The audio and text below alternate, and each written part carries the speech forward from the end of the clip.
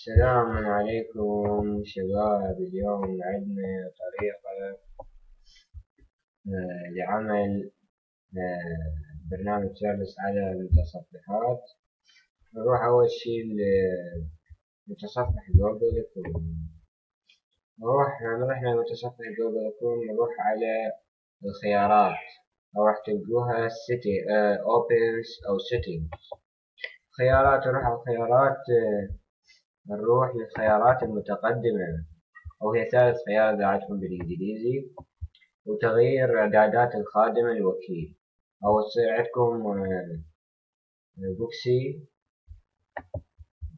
سيتنج على ما أظن. وهنا نروح إلى إعلان سيتنج، ندوس على هاي الشبكة، إعلان سيتنج.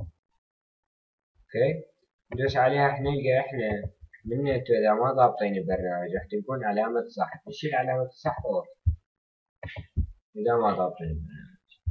أوكي، ونروح بعدين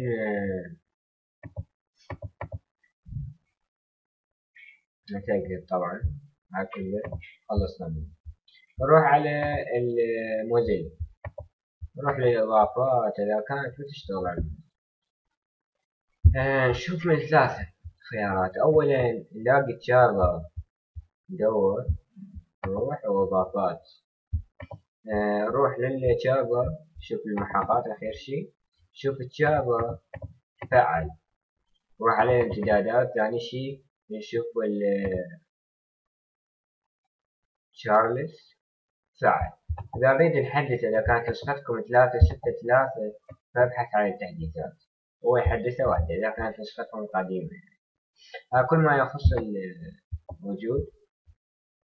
وهاي صفحتي على الفيسبوك، وأشوفكم بفيديوهات أخرى. إن شاء الله عجبكم الفيديو. مع السلامة.